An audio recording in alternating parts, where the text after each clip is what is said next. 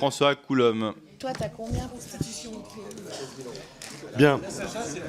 Ouais. Alors, attendez. La police de la Chambre. La parole est à monsieur Jean-François Coulombe. D'abord, moi je commencerai dans le calme. Non, en fait, monsieur Coulombe, vous avez la parole, donc soit vous la prenez, soit je la donne à quelqu'un d'autre. Ah non, pas du tout. Je la donne à quelqu'un d'autre? Non, monsieur le Président. Et ne vous fâchez pas, hein, les fachos, c'est pas nous. Hein. Monsieur le Président, Madame la défenseure des droits. Tout d'abord, merci pour votre rapport qui nous inspirera dans nos batailles en hémicycle. Devant le constat accablant, implacable de votre mission sur le recul et les atteintes aux droits dans notre pays, nous espérons que le ministre de l'Intérieur n'aura pas le mauvais goût de vouloir vous dissoudre, comme le souhaite également l'extrême droite.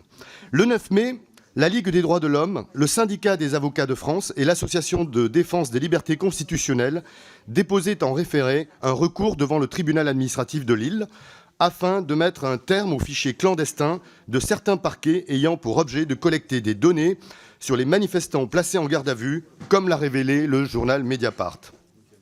Ces fichiers qui détaillent les noms, prénoms, dates de naissance des personnes placées en garde à vue lors des manifestations, ainsi que les suites pénales à leur infliger, ont été créés dans certains parquets sans aucune base légale depuis le début du mouvement contre la réforme des retraites. C'est dans ce contexte de grande tension, méfiance et mise en alerte par de nombreux observateurs sur ces débauches d'arrestations arbitraires que certains parquets ont décidé de créer des fichiers sauvages malgré une loi du 6 janvier 1978 qui interdit le traitement de données révélant les opinions politiques, les convictions religieuses, philosophiques ou l'appartenance syndicale d'une personne. Il s'agit ici d'une atteinte très grave et disproportionnée aux libertés fondamentales, et notamment au respect de la vie privée, de la liberté d'expression et de manifester. C'est la raison pour laquelle le tribunal administratif de Lille a été saisi d'un référé liberté pour l'arrêt immédiat de l'utilisation de ces fichiers, leur destruction ou placement sous séquestre, ainsi que l'envoi d'informations à toutes les personnes fichées à leur insu quant à leur situation et aux recours dont elles disposent devant cet arbitraire.